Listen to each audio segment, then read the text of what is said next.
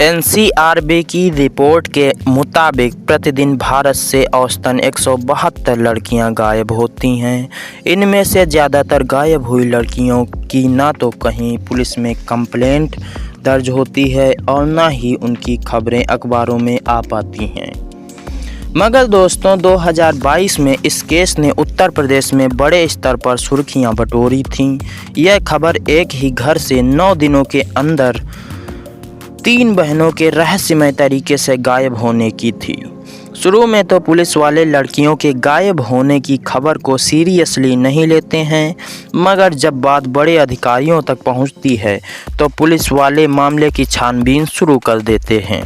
और दोस्तों, छानबीन के दौरान गायब हुई लड़कियों से जुड़ी कई हैरान कर देने वाली जानकारियां सामने आती हैं। दोस्तों, यहाँ किसी अपने ने ही गद्दारी की थी, तो आखिर 9 दिनों के अंतर में 3 लड़कियाँ कैसे गायब हो गईं? पुलिस की जांच में क्या कुछ निकल कर सामने आया और गायब हुई उन तीनों लड़कियों के साथ क्या कुछ हुआ? चलिए जानते हैं सब कुछ सिलसिलेवार तरीके से। हेलो दोस्तों, मैं हूं संजय मौर्य और आप देख रहे हैं यस के क्राइम स्टोरी चैनल पर एक नई सच्ची कहानी को। दोस्तों, कहानी की शुरुआत होती है उत्तर प्रदेश के मैनपुरी ज़िले से। मैनपुरी ज़िले में एक गांव होता है रामपुरवा। वहां की 3 बहनें हैं, 2 नाबालिग और 1 बालिग जिसका नाम निशा होता है। दोस्तों, चूँकि एक लड़की नाबालिग थी और वह गर्भवती हो गई थी, इसलिए हम कानून का सम्मान करते हुए उस लड़की का नाम यहाँ नहीं बता रहे हैं। खैर, यह बात 21 दिसंबर 2022 की है। सुबह के लगभग 7 बजे शमशाद अली अपने घर के बाहर से अपनी 14 वर्षीय बेटी को किसी काम से आवाज़ लगाते हैं। कई बार आवाज़ लगाने के बावजूद जब छोटी बेटी घर से निकलकर बाहर नहीं आती है और ना ही कोई जवाब आता है, तो शमशाद अली खुद ही उठकर घर के अंदर जाते हैं और छोटी बेटी को इधर उधर तलाशते हैं, मगर वह घर के अंदर कहीं भी दिखाई नहीं देती है। परिवार के दूसरे सदस्यों से शमशाद अपनी बेटी के बारे में पूछते हैं, मगर कोई भी कुछ नहीं बता पाता है। अब शमशाद अली थोड़ी देर इंतज़ार करने का फ़ैसला करते हैं कि शायद बेटी कहीं बाहर गई होगी और थोड़ी देर में आ जाएगी, मगर काफ़ी देर बीतने के बाद भी वह वापस नहीं आती है। अब मोहल्ले में लड़की की तलाश शुरू होती है, मगर कहीं भी लड़की का पता नहीं चलता है। यहाँ तक कि शाम हो जाती है दोस्तों, मगर वह लड़की लौटकर नहीं आती है। थक हार कर शमशाद अली अगले दिन पास के ही कुर्रा पुलिस स्टेशन में जाकर अपनी बेटी की गुमशुदगी का मामला दर्ज करवाते हैं। मामला दर्ज करने के बाद पुलिस वाले लड़की को ढूंढने का वादा करते हैं, मगर दोस्तों 8 दिन बीत जाने के बाद भी लड़की का कहीं भी पता नहीं चलता है। इधर शमशाद अली खुद भी अपने स्तर से बेटी की तलाश में लगे रहते हैं। इसी तलाश के दौरान गांव के कुछ लोगों से शमशाद अली को पता चलता है कि पिछले दिनों गांव में एक शादी थी। इस शादी में पंजाब से कुछ लड़के आए थे। गांव के लड़कों ने उनमें से एक लड़के को शमशाद अली की बेटी का पीछा करते देखा था। इसी जानकारी के आधार पर अब शमशाद अली पंजाब से शादी में आए लड़कों की डिटेल्स परिवार से लेने चले जाते हैं और फिर फ़ोन के ज़रिए उस लड़के से कांटेक्ट करने की कोशिश करते हैं दोस्तों, मगर शुरू में कामयाबी नहीं मिल पाती है। इसके बावजूद वह लगातार प्रयास करना जारी रखते हैं और फाइनली दोस्तों उस नंबर पर बात हो जाती है। फ़ोन पर बेटी की आवाज़ भी पीछे से सुनाई देती है। शमशाद अली की यह बातचीत 30 दिसंबर 2022 को हुई थी, यानी बेटी के गायब होने के 8 दिनों बाद। यहाँ शमशाद अली उस नंबर पर बहुत देर तक बात नहीं कर पाते हैं और फ़ोन उधर से ही काट दिया जाता है। जल्द ही शमशाद अली इस बात की जानकारी पुलिस वालों को देते हैं। फिर पुलिस वाले उस मोबाइल नंबर की लोकेशन को ट्रेस करते हैं और इस लोकेशन की जानकारी शमशाद अली को देते हुए उसे पंजाब के मुक्तसर जाने को कहते हैं। जैसे पुलिस वालों से शमशाद अली को लोकेशन की जानकारी मिलती है, वह उसी दिन अपने 3 करीबी रिश्तेदारों के साथ किराए की गाड़ी से पंजाब के मुक्तसर के लिए निकल जाते हैं। उधर शमशाद अली पंजाब के लिए निकलते हैं, इधर उनके परिवार में कुछ ऐसा होता है जिसकी कल्पना इन्होंने कभी नहीं की थी। अभी शमशाद अली घर से निकलकर अलीगढ़ तक ही पहुंचे थे कि उनके बेटे सलमान का फ़ोन आता है कि घर में जो बाकी बची 2 बहनें थीं वह भी लापता हो गई हैं। इस बार गायब हुई बेटियों में 22 साल की निशा और एक 16 साल की बेटी मुस्कान थी। अब यहाँ शमशाद अली के सामने दोहरी दुविधा आ जाती है कि वह 8 दिन पहले गायब हुई बेटी को ढूंढने पंजाब जाएं या फिर घर वापस जाकर अभी गायब हुई 2 बेटियों की तलाश करें। दोस्तों, शायद पंजाब जाने का फैसला करते हैं। शमशाद अली पंजाब जाने का फैसला करते हैं और वह लंबा सफ़र तय करके फाइनली पंजाब के मुक्तसर पहुंच जाते हैं। स्थानीय पुलिस स्टेशन में जाकर पूरे मामले की जानकारी पंजाब पुलिस को देते हैं। शमशाद अली की पूरी कहानी जानने के बावजूद पंजाब पुलिस कोई भी मदद करने से यह कहते हुए इनकार कर देती है कि इस केस से संबंधित कोई भी जानकारी उन तक उत्तर प्रदेश पुलिस की ओर से नहीं दी गई है। इसके अलावा पंजाब पुलिस की ओर से यह भी दलील दी जाती है कि अगर आप स्थानीय पुलिस को लेकर आते तो हम आपकी मदद कर सकते थे।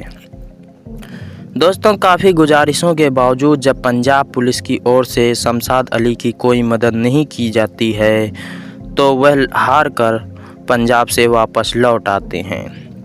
घर वापस लौटकर यह सबसे पहले फिर से स्थानीय पुलिस स्टेशन में जाकर अपनी 2 और बेटियों निशा और मुस्कान की किडनैपिंग की रिपोर्ट दर्ज करवाते हैं। जब तक एक बेटी गायब हुई थी, प्रशासनिक स्तर पर मामला ठंडा ही रहता है और दोस्तों, जैसे ही 2 और बेटियां गायब होती हैं, प्रशासन अलर्ट हो जाता है।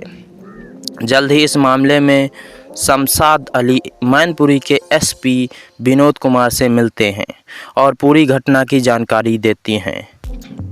एसपी के निर्देश पर जल्द ही तीनों लड़कियों को ढूंढने के लिए 2 टीम बनाई जाती हैं। इस टीम के सामने शमशाद अली अपना बयान दर्ज करवाते हुए शमशाद अली बताते हैं कि 4 नवंबर 2022 को उनके मोहल्ले में ही रहने वाले राकेश की बेटी की शादी थी। इस शादी में राकेश के कुछ दोस्त पंजाब से आए थे, उनमें से एक भरत सिंह नाम का भी लड़का था। आसपास के लोगों द्वारा दी गई जानकारी के आधार पर शमशाद अली पुलिस के सामने भरत सिंह को ही तीनों बेटियों के अपहरण का मुख्य आरोपी बताते हैं। उसके बाद कुर्रा पुलिस स्टेशन के एसएचओ शमशाद द्वारा दिए गए मोबाइल नंबर पर कॉल लगाते हैं। एक अधेड़ उम्र का व्यक्ति फ़ोन उठाता है और पूछे जाने पर वह खुद को भरत सिंह का पिता बताता है। पीछे से फ़ोन पर शमशाद अली की छोटी बेटी की भी आवाज़ सुनाई देती है। वह डरी हुई आवाज़ में पिता से कहती है कि पापा, अब मैं वापस नहीं आ पाऊँगी। इसके बाद फ़ोन कट जाता है। फ़ोन भले ही कट गया था, मगर अब पुलिस वाले इस मोबाइल नंबर को ट्रेस करते हुए लोकेशन का पता लगा लेते हैं। फिर 10 जनवरी 2023 को शमशाद अली को अपने साथ लेकर इस लोकेशन के लिए निकल जाते हैं। दोस्तों, जब पुलिस वाले पंजाब के मुक्तसर पहुंचते हैं तो दोस्तों उन्हें निराशा ही हाथ लगती है, क्योंकि जो लोकेशन पुलिस ने ट्रेस की थी वहां कोई नहीं था और दोस्तों उस घर पर ताला लटका हुआ था। अब पुलिस वाले वहां से वापस खाली हाथ आ जाते हैं और अंधेरे में तीर चलाते रहते हैं। इसी बीच लगभग 1.5 महीने का समय यूं ही निकल जाता है। इस बीच पुलिस वाले लगातार उस नंबर को ट्रेस करना जारी रखते हैं। इसी दौरान एक दिन पुलिस वालों को एक बार फिर से उस मोबाइल नंबर की लोकेशन पंजाब में मिलती है। इस बार पुलिस वाले बिना देर किए तत्काल ही पंजाब के लिए रवाना हो जाते हैं और ट्रेस की गई लोकेशन पर रेड मारते हैं। 4 फरवरी 2023 को इस बार पुलिस को यहां भरत सिंह मिल जाता है। दोस्तों, तुरंत ही पुलिस वाले भरत सिंह को हिरासत में ले लेते हैं। इसके अलावा पुलिस को इस घर से शमशाद अली की गायब हुई वह छोटी बेटी भी मिल जाती है। पुलिस लड़की को अपने साथ लेकर उत्तर प्रदेश वापस आ जाती है और दोस्तों, स्थानीय अस्पताल में जांच के लिए लड़की को भेज दिया जाता है। जांच में पता चलता है कि नाबालिग लड़की तो गर्भवती हो गई है। लड़की के गर्भवती होने की बात सामने आने के बाद परिवार वालों की ओर से लड़की के अबॉर्शन की मांग की जाने लगती है। इस पर फैसला लेने के लिए एक कमेटी का भी गठन होता है। अब दोस्तों, एक लड़की पुलिस को तो मिल गई थी, मगर 2 बहनें अब भी गायब थीं। उन 2 बहनों की तलाश में अब यह बरामद की गई लड़की ही सबसे महत्वपूर्ण भूमिका निभा सकती थी। इसलिए पुलिस वाले उससे पूछताछ का सिलसिला शुरू करते हैं और पूरी कहानी समझने की कोशिश करते हैं कि यह गायब कैसे हुई और पंजाब तक कैसे पहुंच गई। अब पुलिस वालों की पूछताछ में लड़की जो खुलासा करती है उसे जानकर हर कोई शॉक्ड रह जाता है। पुलिस के पूछताछ के दौरान लड़की बताती है कि गायब होने से 3 दिन पहले यानी कि 18 दिसंबर 2022 को वह अपनी बड़ी बहन निशा के साथ घर के बाहर गई हुई थी।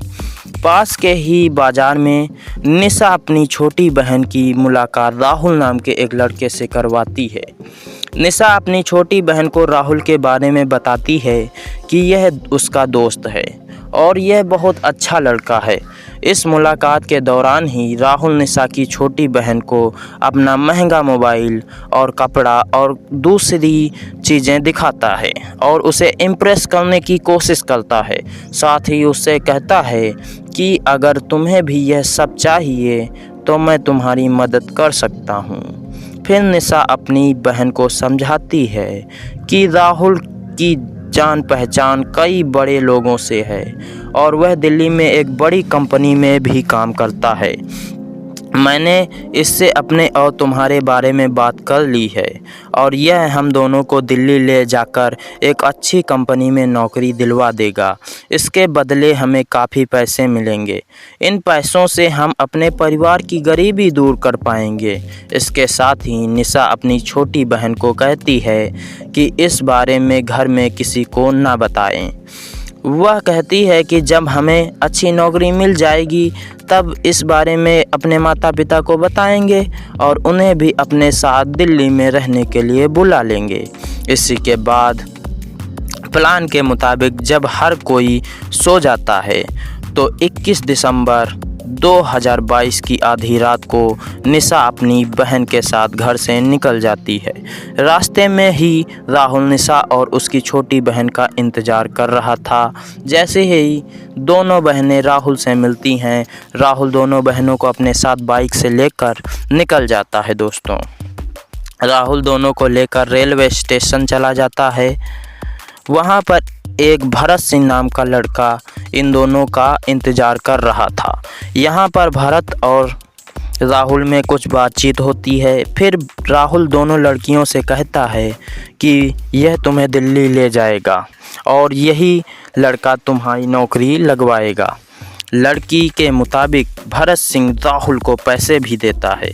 लड़की के खुलासे के मुताबिक सारी बातचीत होने के बाद भरत सिंह दोनों बहनों को मिठाई खाने के लिए देता है और लड़की कहती है कि मिठाई खाने के बाद उसे कुछ भी याद नहीं है कि उसके साथ क्या हुआ, क्योंकि जब कई घंटों बाद उसकी आंखें खुलीं तो वह खुद को एक कमरे में एक घर में कैद पाती है। उसे अपनी बड़ी बहन निशा भी वहाँ नहीं दिखाई देती है।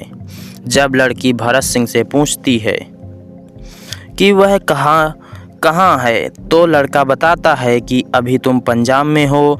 और दोस्तों, जब लड़की अपनी बहन निशा के बारे में पूछती है तो भरत सिंह बताता है कि निशा अभी दिल्ली में है और बहुत जल्द हम तुम्हें दिल्ली लेकर जाएंगे। लड़की के मुताबिक इसके कुछ दिनों बाद भरत सिंह उसे पंजाब से दिल्ली लेकर जाता है और एक कमरे में बंद रखता है। यहाँ वह लड़की के साथ ज़बरदस्ती संबंध भी बनाता है। लड़की के विरोध करने पर कहता है कि अगर तुम्हें नौकरी चाहिए तो तुम्हें यह सब करना ही पड़ेगा। विरोध करने पर भरत सिंह लड़की को जान से मार देने की भी धमकी देता है। नाबालिग लड़की भरत सिंह की धमकी से डर जाती है और वही सब करती है जो वह उसे करने के लिए कहता है। फिर यह सिलसिला कई दिनों तक चलता रहता है। इसी बीच एक दिन एक महिला इस लड़की को अपने साथ लेकर पंजाब आ जाती है। यहाँ उसके साथ ज़बरदस्ती जिस्म फरोशी का धंधा शुरू हो जाता है और यह ज़बरदस्ती का धंधा तब तक चलता रहता है जब तक कि पुलिस इस लड़की को बरामद नहीं कर लेती है। लड़की के बयान से पुलिस को यह आइडिया मिल जाता है कि इस लड़की के गायब होने के पीछे बाकी लड़कों के साथ साथ इसकी अपनी सगी बहन यानी कि निशा की भी साजिश है। इसलिए पुलिस वाले निशा और राहुल की तलाश में लग जाते हैं। इधर पुलिस निशा और राहुल की तलाश में लगी हुई थी, उधर निशा को छोटी बहन की बरामदगी की खबर मिल जाती है। इसलिए वह अपने बॉयफ्रेंड राहुल के साथ हालात का पता लगाने के लिए एक दिन चुपचाप मैनपुरी आती है। वे लोग मैनपुरी आते हैं। पुलिस वाले पहले से ही निशा और राहुल की तलाश में लगे हुए थे तथा इन दोनों की एक एक एक्टिविटी पर भी नज़र रखी जा रही थी। इसलिए जैसे ही यह दोनों मैनपुरी आते हैं तुरंत ही दोनों को गिरफ्तार कर लिया जाता है। दोनों को गिरफ्तार करने के बाद पूछताछ का सिलसिला शुरू होता है। पूछताछ में राहुल स्वीकार कर लेता है कि उसने पैसों के लालच में नाबालिग लड़की को अपने दोस्त भरत सिंह के हाथ बेच दिया था। राहुल यह भी खुलासा करता है कि इन सब में गायब लड़कियों की बहन निशा का भी हाथ है। इन दोनों से पूछताछ में खुलासा होता है कि असल में निशा और राहुल साथ में मिलकर बहुत ज़्यादा पैसा कमाने का प्लान बनाते हैं। राहुल निशा को अपनी बहनों की किडनैपिंग का आइडिया देता है। फिर निशा बॉयफ्रेंड के कहने पर अपनी ही दो छोटी बहनों को जिस्म फरोशी के धंधे में ढकेलने का घिनौना प्लान बनाती है। फिर इसी प्लान के तहत निशा सबसे पहले अपनी छोटी बहन को साजिश के तहत नौकरी का लालच देकर पंजाब भेज देती है और फिर उसे पंजाब भेजने के 8 दिनों बाद अपनी दूसरी बहन को लेकर चुपचाप 30 दिसंबर को घर से लापता हो जाती है। और दोस्तों इस बार राहुल निशा के साथ आई छोटी बहन को राजस्थान के एक लड़के के हाथ बेच देता है। दोस्तों पुलिस वाले अब उसकी गायब हुई दूसरी बहन की तलाश में लग जाते हैं।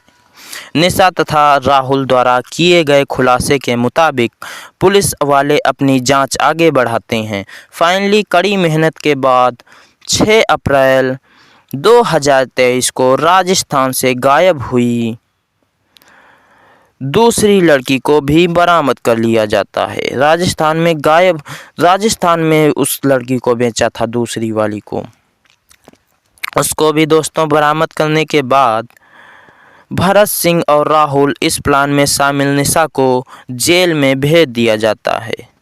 तीनों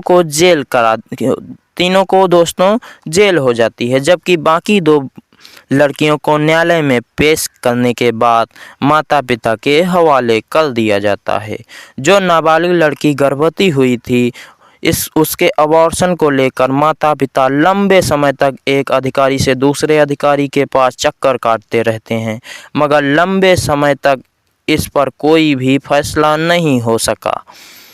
लड़की के अबॉर्शन के लिए लड़की के माता पिता ने कई सामाजिक कार्यकर्ताओं की भी मदद ली थी। इसके बावजूद लड़की का अबॉर्शन हुआ या नहीं हुआ इसके बारे में काफ़ी रिसर्च करने के बाद भी कोई जानकारी निकलकर सामने नहीं आ सकी। दोस्तों मुख्य आरोपियों के साथ निशा जैसी कलयुगी बहन को क्या सज़ा मिलनी चाहिए, कमेंट बॉक्स में ज़रूर बताएं। अगर आपको हमारी मेहनत पसंद आई हो तो इस वीडियो को एक लाइक करते हुए शेयर भी करें। अगर आपने दोस्तों अब तक यस के क्राइम स्टोरी चैनल को सब्सक्राइब नहीं किया है तो जल्दी से चैनल को सब्सक्राइब कर बेल आइकन भी दबा लें। क्राइम की दुनिया से जुड़े रहने के लिए हमारे चैनल पर बने रहेंगे। धन्यवाद दोस्तों।